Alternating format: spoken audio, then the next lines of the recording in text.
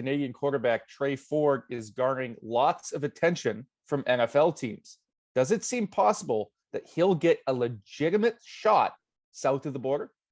It really does. The more this process plays out, and the more people you talk to, especially south of the border, and the more interest that he gets, it certainly seems like it's trending that way.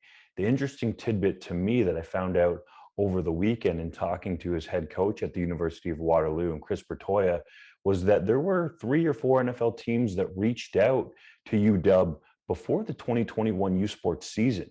So that to me shows that he was already on the radar for a handful of teams. And then the interest has come fast and furious ever since he laid down that 4.45 40-yard dash at the UB Pro Day in front of NFL scouts live. That was critical. The testing has really elevated the way that teams are seeing him and his stock. I don't want to say necessarily for the NFL draft, although I do think there's a chance that he gets picked in the NFL draft, but more so for the undrafted free agent process. I certainly think it would make a lot of sense. And then you start looking at that and you're thinking, well, if an NFL team wants to ensure they get him, do they take him in the 7th round with a draft pick to make sure they don't have to get in the bidding with him as a UDFA? So as you go along here and you look at the interest and then you have the comparables, he's the fastest quarterback in the 2022 NFL draft class. He's arguably the most athletic quarterback. And then you have teams looking at him like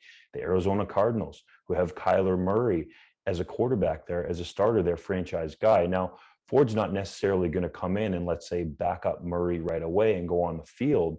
But if you have him there to develop, then you could see that potential trajectory. And I think that's what NFL scouts are starting to see. Approximately 24 teams, fellas, have reached out to Ford's camp in some form or fashion, whether that's for background information, gathering film, having character discussions, or talking to the kid himself to really get the best overall view that they can put together as they go forward here and make this decision in what is a quarterback draft that, to be honest, and according to NFL scouts, is not that great. Like, there is not a bona fide or certified first round pick. And if that happens in this draft, it's going to be a guy like Kenny Pickett being overdrafted in my mind. So Ford and his athletic ability and the way especially he can throw the football and the way he threw that NFL ball in Buffalo really bode well for his opportunities.